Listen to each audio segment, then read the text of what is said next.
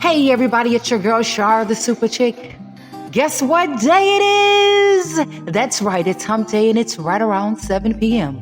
It's time to relax, chill, and unwind with your girl Shar, the Super Chick, on the evening wind down.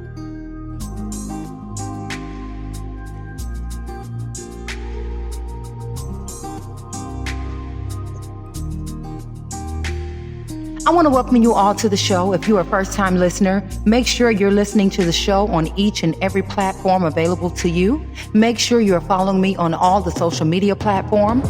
Go ahead over to Instagram, Beautifully Beautiful. My Facebook is Shar Tyniska. Also, make sure you're jumping into Shar's world. If you have any show topics, you have any guests, if any shows relate to you, make sure you're putting those shows into Shar's world. You can also email the show at tyniskatawan@gmail.com. Music submission. Guys, make sure if you're sending songs, we do not do anything that's outrageous. And again, this is the evening wind down. I do take songs, all kinds of songs. Make sure that it fits the mood. You know, we just don't want anything, but we do take songs. So if you would like to have your song played on the show, make sure you're sending your music to tyniskatawan@gmail.com. Hey guys, I got a special guest tonight. Tonight is very dear to my heart. We have been trying to circle back to this guest, and I finally have got her back on the show. And the reason I say that this show is very dear to me because tonight's show is labeled Married to a Monster. My guest is a survivor. She's going to tell her survivor story. She is nothing short of a miracle to be here to tell her story with us tonight.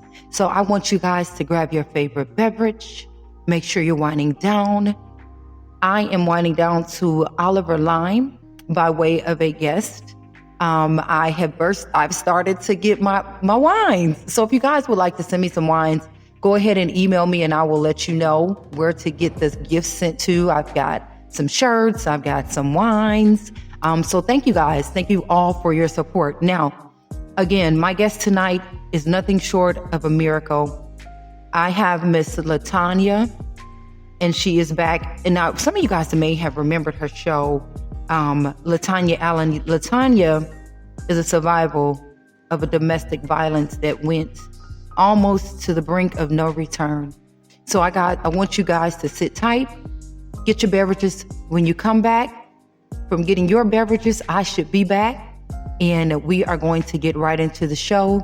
Make sure if you guys want to get information from Miss LaTanya, make sure that you're texting me because it is text capable.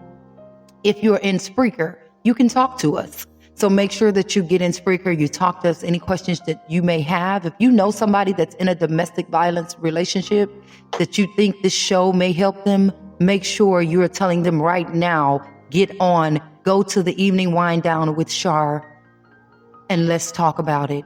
We'll be right back, guys. It's your girl Shar, the Super Chick. My guest show tonight is Miss LaTanya Allen. Tonight's show is called Married to a Monster.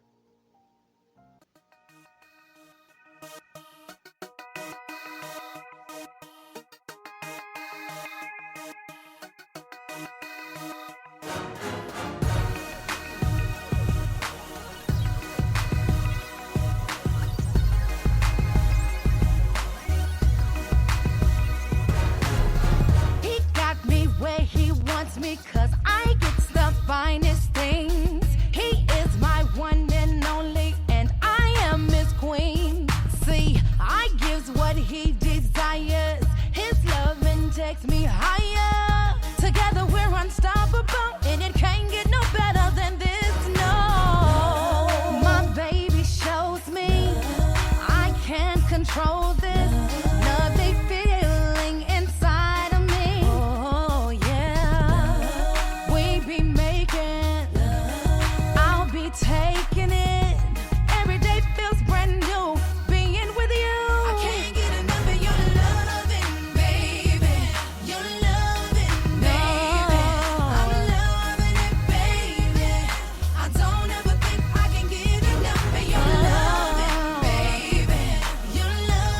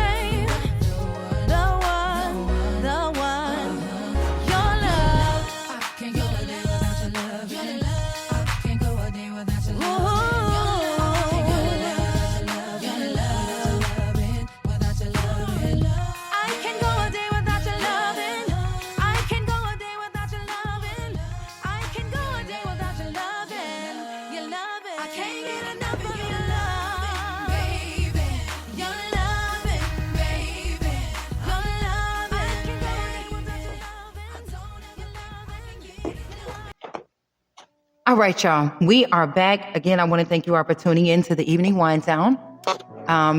Remember, get that music to me. If you guys like that track, hit me up. I can get you a copy of it. That is yours truly. It's called I Can't Get Enough of Your Love. All right, y'all. Tonight's guest, well, let's go back to tonight's show topic. It's called Married to a Monster. I have a very special guest. I have Miss Latanya Allen. I want to welcome her to the show. If you guys would help me welcome her to the show.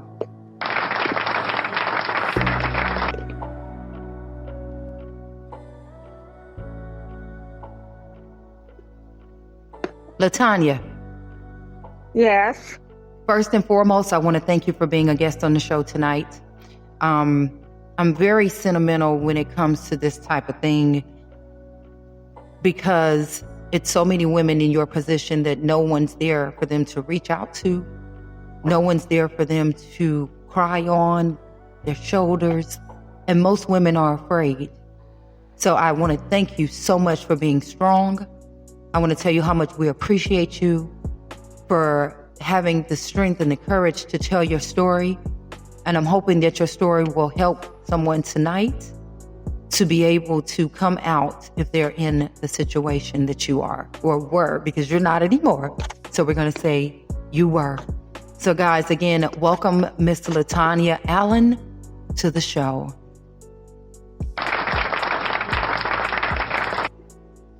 So many of you have heard the story of what happened to Miss Allen. She was shot 7 times by her husband. And you guys just don't know, like I said, she's nothing but a miracle to be here and able to tell her story and how courageous she is today. Thank you to the show, Latanya. You're welcome. So I know that it didn't start all bad. And I just want to ask you the day that your life changed.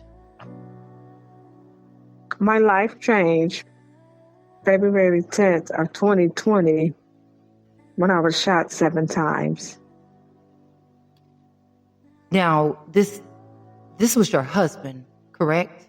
Yes. Okay. So I just want to talk about, we want to rewind it a little bit, because when you meet people, you never ever in a million years picture in your mind that this is the person that's going to hurt me worse than anything has ever hurt me, right? Yes. How did it start out? Like, how did you guys meet? What was the attraction? When him and I met, his brother is married to my first cousin. And of course, with me being in my cousin's house, he was always over there, and we began to start talking and getting to know each other, getting acquainted with one another. And him and I exchanged phone numbers and went on dates here and there. And what really attracted me to him is I used to love how he dressed, how he carried himself, and he was well-mannered, respectable man. Now, was it that butterfly feeling when you guys first met? Did you feel secure? Like, was it any, like, what was that? Because you guys went on to get married, so it had to be like some, butterflies and. I would say it was more butterflies. Did he give you that sense of security? Yes, he did. Okay, because I know with most of us, when we meet guys, we're looking for things that we missed out on before, right? Yes. A sense of security. We've been in and out of bad relationships, and now here comes this guy, and he's doing all the things that the last guy didn't do. Like, what were some of those things that you honed in on? He was very supportive as far as when there was things that I needed. He gave that to me, and that was something that I didn't get from my past relationship. And I just felt that he was the right man for me, because out of all the aspects of being different relationship with different guys. You just have that one that you just think the one that would give you everything that you asked for. And in my case, that's what it was. He gave me everything I asked for. I really didn't have to really want for anything. So that's building that sense of security, right? Yes. That's kind of, it's not like a trick of the trade, you know what I mean? But it's like, I'm going to build this sense of security. So now I'm creating trust.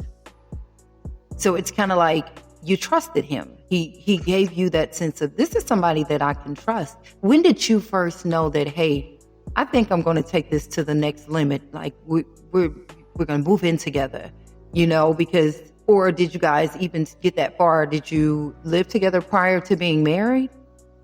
We lived together and we talked about him and I getting married. As the month of July, he proposed to me and asked me to marry him. And he did it the old-fashioned where guys would ask the parents could they marry their daughter. So he asked my dad, and my dad gave him the permission to marry me. So we set the date for July 18th of 2020. Now, July 18th of 2020 is when him and I got married. Now, were there any red flags prior to the marriage? Or any signs of this may be wrong? It was any red flags. So that's even more of the sense of security. You know, it's kind of like, let me play the role. And you know how people say you never tell a person what you've been through in your prior relationships because they tend to use that to get what they want in this relationship. You ever heard of that? Yes, I have. So it's kind of like the first thing when we meet people, some of us, we've been so down and out and we tell them our whole life stories, and it's kind of like, so now they know what not to do. Do you think it's fair to say that he knew what not to do?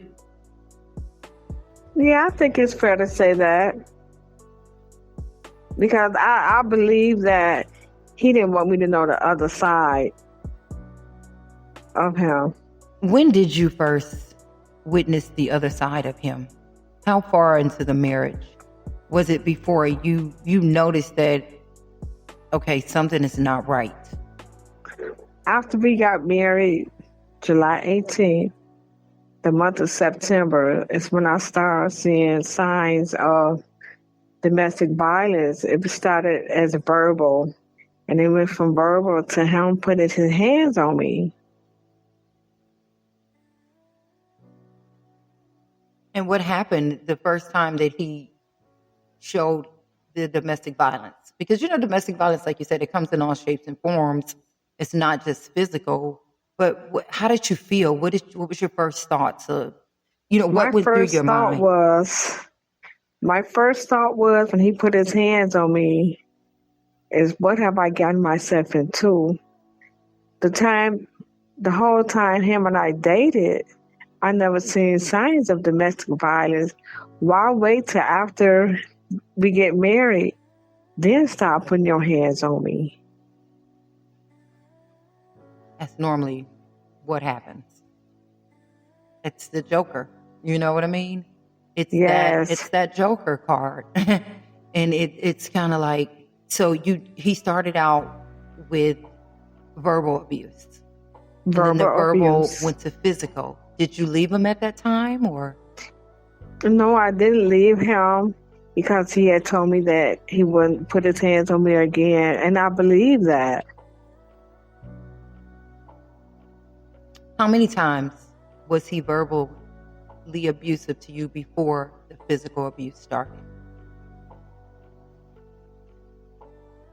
About 3 times or more.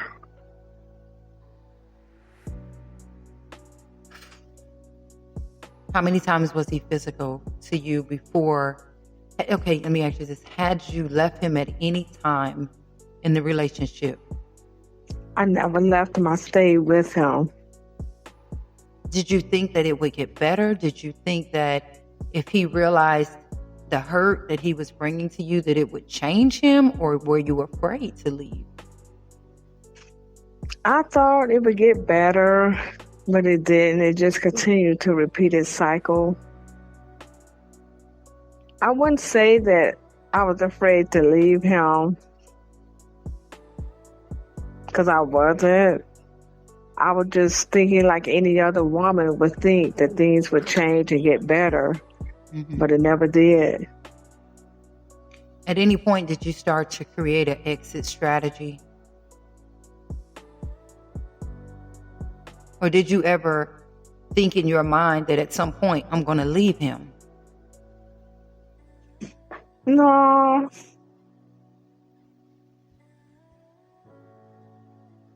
No. It's, well, I'm speechless on that part. And I want to say, because he had some power over you. If no time while this abuse was going on, did you think to leave him? Did you think it was okay? Did you feel like, had he taken so much of you that at some point you felt like it was your fault, you felt like you could have did things different, or you felt like, if I start to do things different, that he would change? I actually thought that he would change from the way he treated me, talked to me, and done me. Neither of that changed. And I think really was that he had a gambling problem. And I really believe that when he lost his money, he wanted to find somebody to take it out on, and he took it out on me. But that's not love, and those people, they don't change. And it's not your fault ever. They don't wake up one day and say, I'm not going to do this again. They don't wake up one day and say, if you cook the pancakes right, I won't do this. You know what I mean? But they do instill in us that we feel sorry for them. We feel empathy for them, because they do it and then they whine, and then they love bomb you, and they make you feel like you've done something wrong, or you need to change the way you do this and not upset me and not do this to me, you know? And when you say that you never once thought about leaving him, and because I've been in this situation and I was leaving every day in my mind, you know what I'm saying? I was packing up every day. I was putting little pieces in the suitcase. Did I have the courage right then and there? No, but in my mind, I was leaving. I knew that I got to get out of here. Then I know everybody is different, but he had to have some type of hold over you. That's that narcissist, and I never say this right, guys. The narcissistic ways of a person when they grab a hold to you so tight that no matter what they do to you, you're right there, you're 10 toes down. It never crosses your mind that I need to be in a safer place, that this guy is going to hurt me. You know, and it's unfortunate, because women are such lovable creatures. We want to be loved.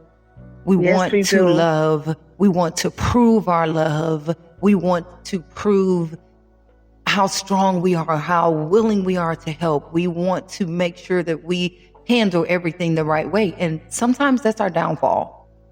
And most times it's our downfall.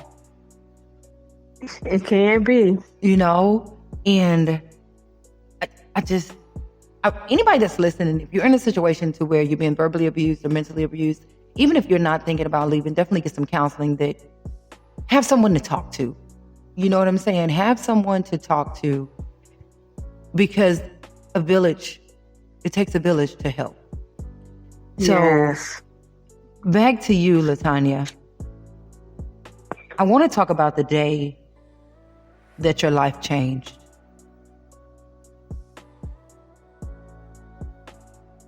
The day of the shooting. Okay. The day of the shooting.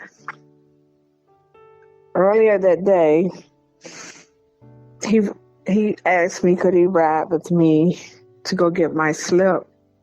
to go back to work. I had been off work 6 weeks from having a knee replacement surgery.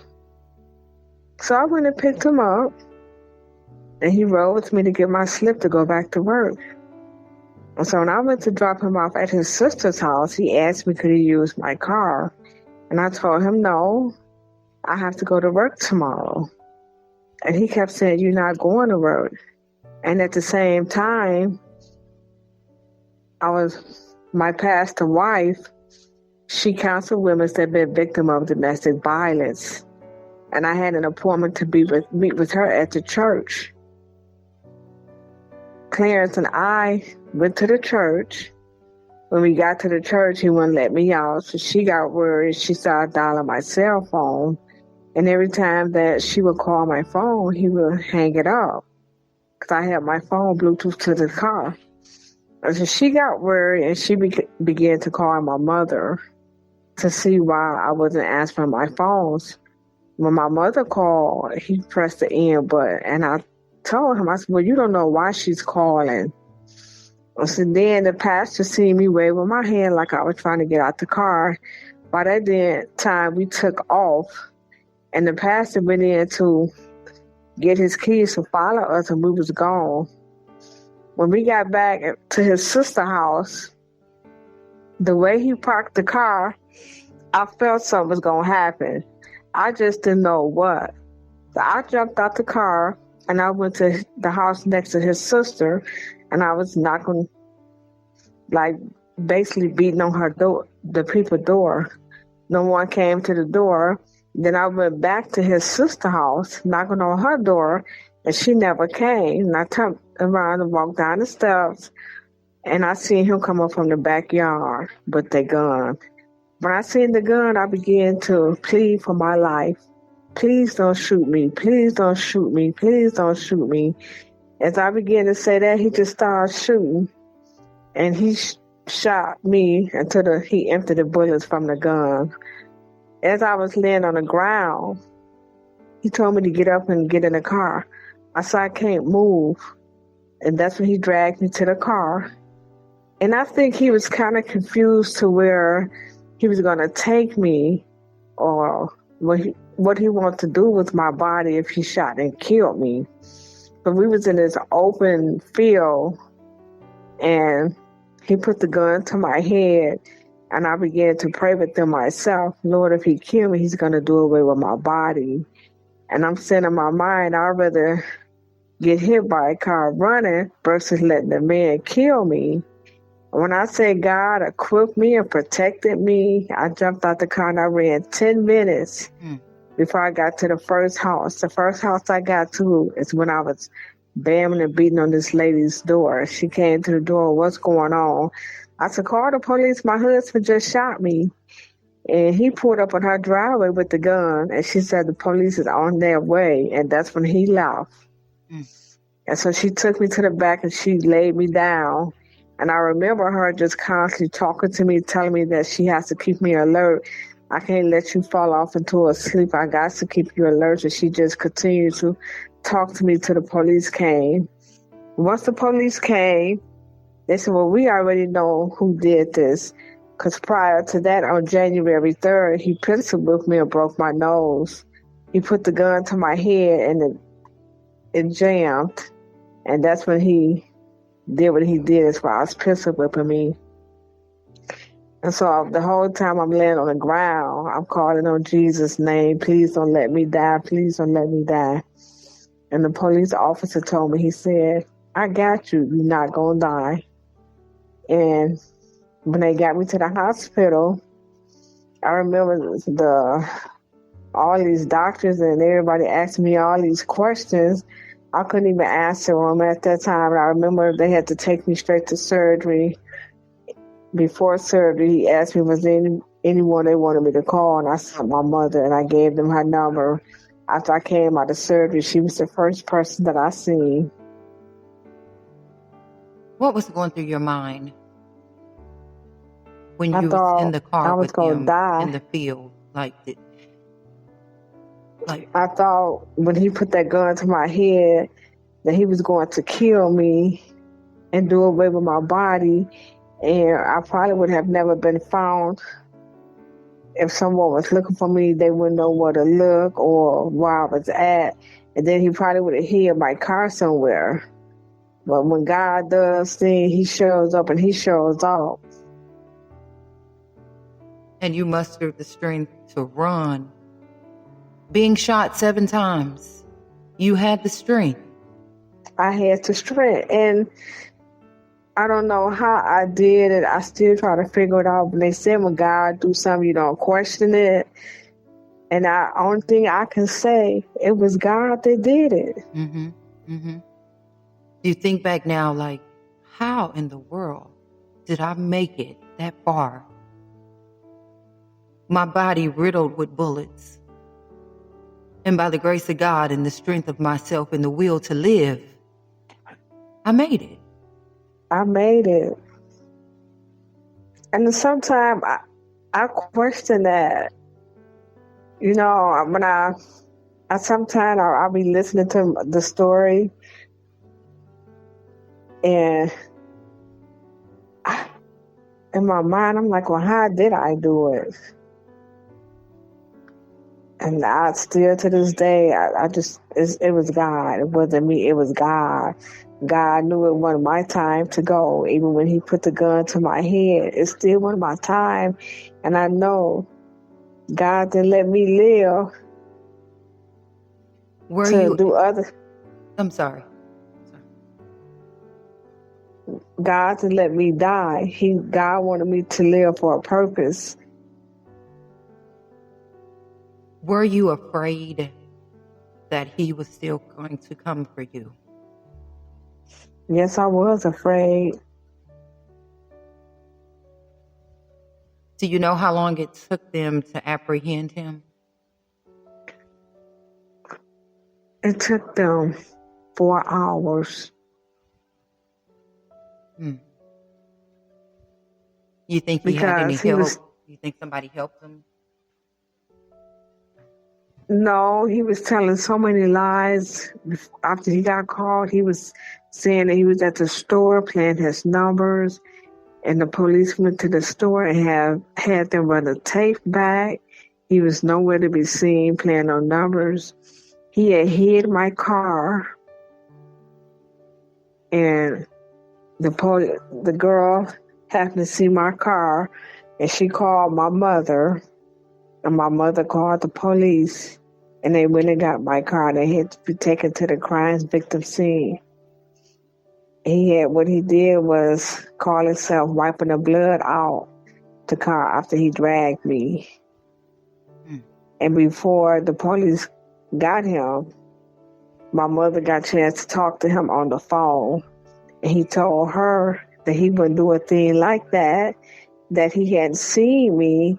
Well, he forgot earlier that day, before this happened, I was crying because he wouldn't let me leave. He wouldn't let me go anywhere.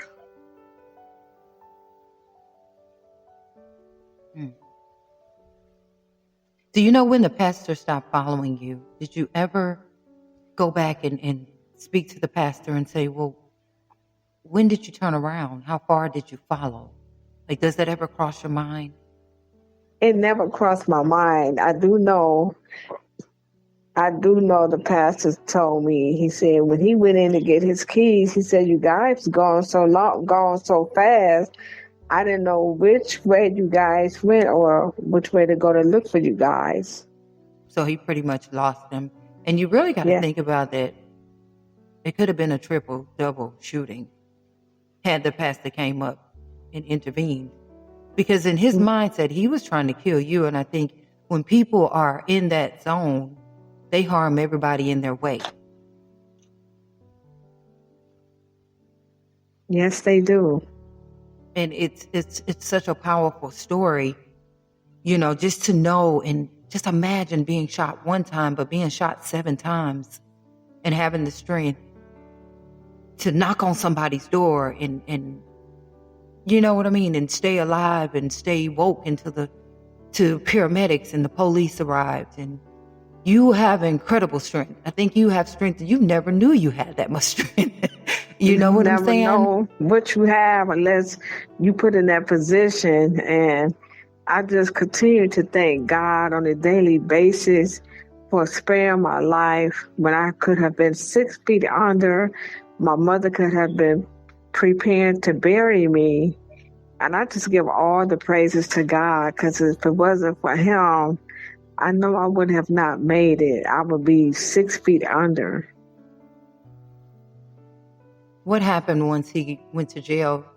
Was he found guilty? Was he found? What were his charges? He was found guilty, and he was given 14 years to life. How do you feel about the sentencing? I really feel that he didn't get what he deserved. I believe that he should have just got straight natural life without parole.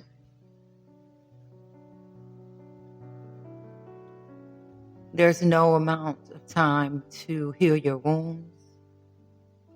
There's not enough words that anybody can say to heal your wounds, your thoughts, your mind. Did you go to the trial? Did I go to the trial? Mm-hmm.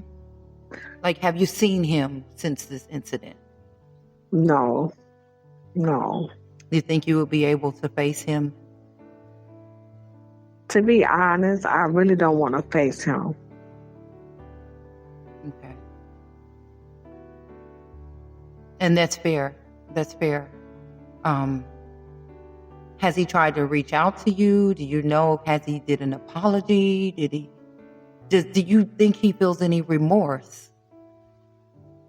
I don't think he have any type of remorse, because the day that he got sentenced, the judge asked him if he had anything that he would like to say, and he said no. So that told me right there that he didn't show any type of remorse for what he done.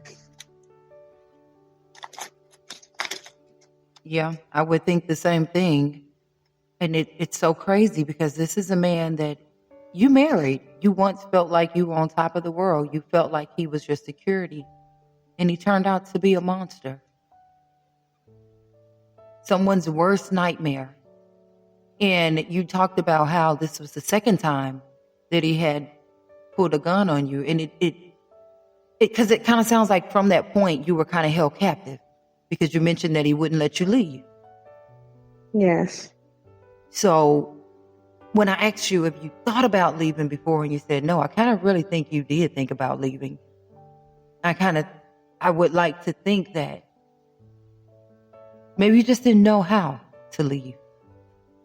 Because no one wants to be hurt. No one wants. I was scared, afraid. Mm-hmm. Mm-hmm. And that's why I said I couldn't understand that you not wanting to leave. And like I said, I've been there, and I know that at some point you gotta want to get out, but it's the fear. And at this point, they place the fear in you. They curse you. They tell you this, you do that. You see the anger, and you really know what this person is capable of. Not at first, but now I know what this person is capable of.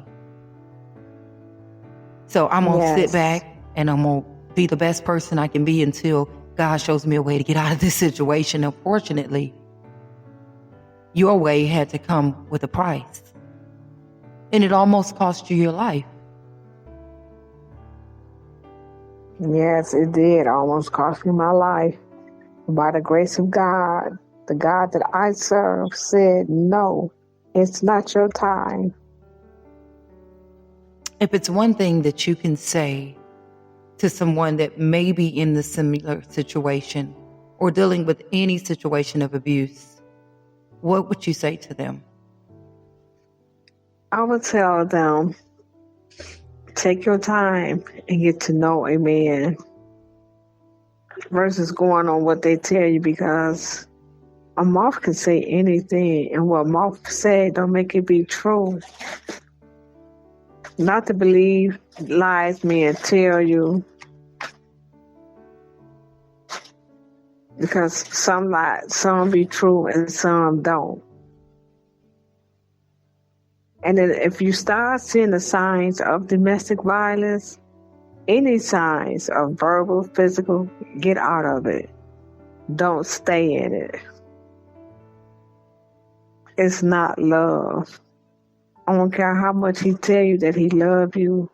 When you start seeing the signs, get out.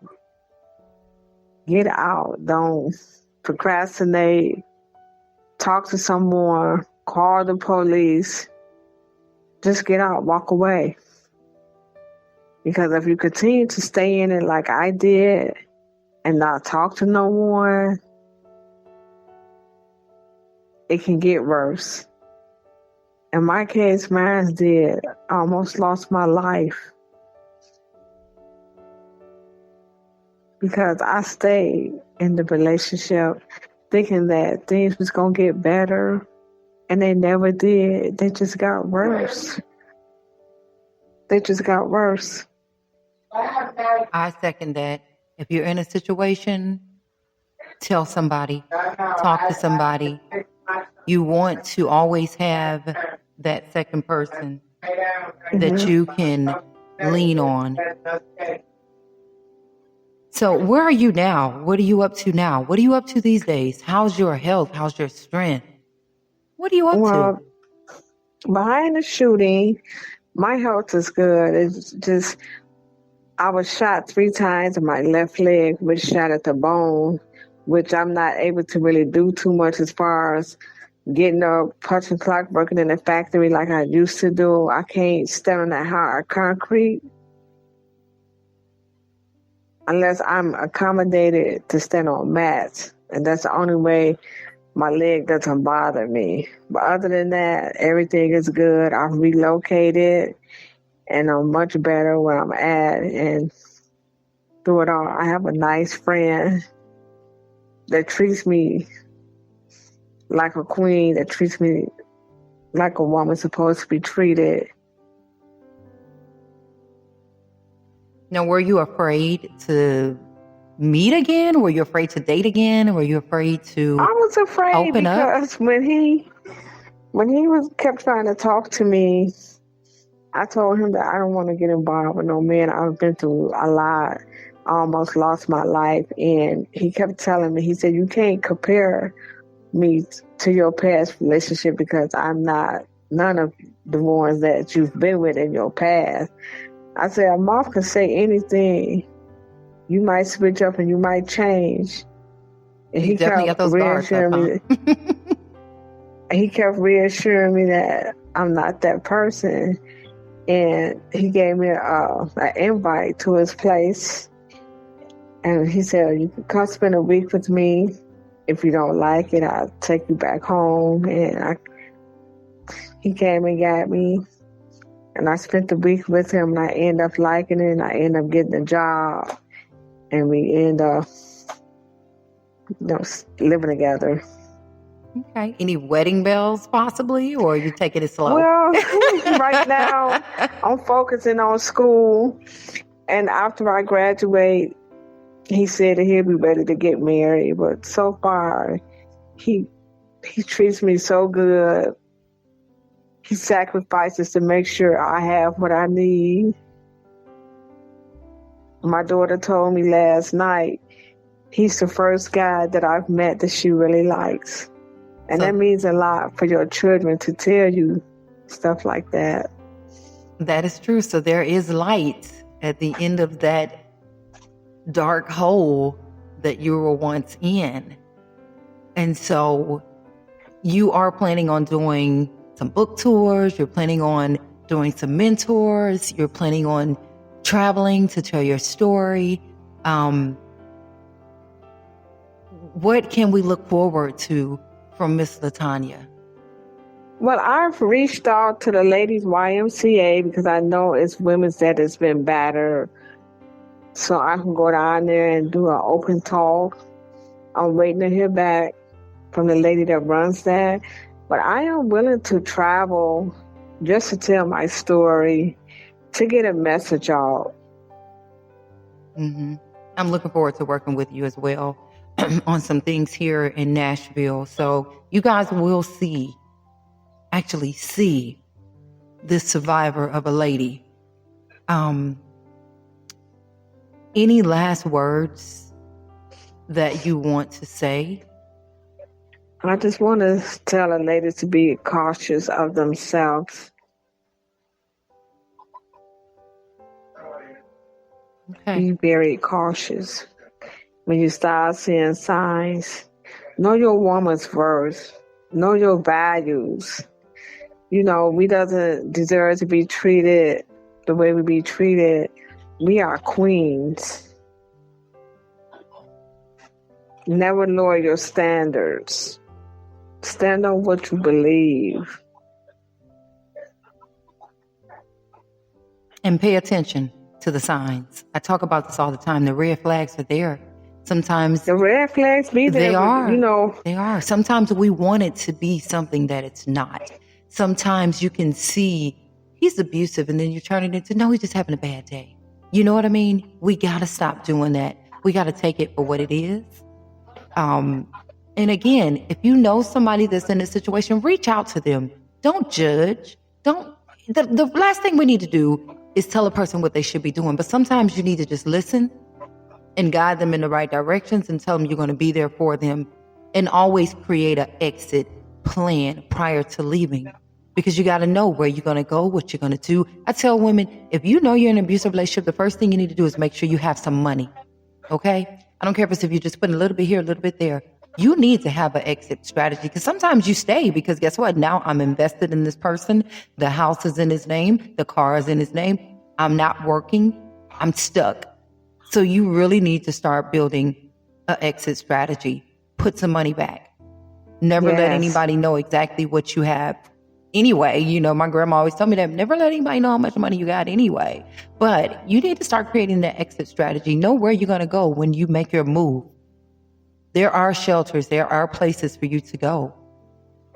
Only talk to people that you know you can trust that's not going to give up your location until and you I can really get yourself believe together. that when a man feels that a woman doesn't have no one to depend on but him, he has the power that gives him power over her. I don't want no man having power over me. Because it's a lot of women out here that doesn't work and they depend on men, and it allows a man to treat them the way they want to be treated, want to treat them. Mm-hmm, mm-hmm. That is so true. So, you know, like I said, just make sure you got your ducks in a row. Make sure you're being smart about it. And this is what I tell people as well. If you plan on leaving, don't just throw it up in somebody's face. Oh, I'm out of here today. No, not especially if you're in an abusive relationship. You do things quietly. You do things smart. And you always have a team, a support system. Because move in silence. Yes, you do. Because an abuser, not only will they hurt you, but they'll hurt the people you go to as well. Yes. You see a lot of that. It's not like, oh, you're at your mom's house, I'm not coming over there. No, they come in there too.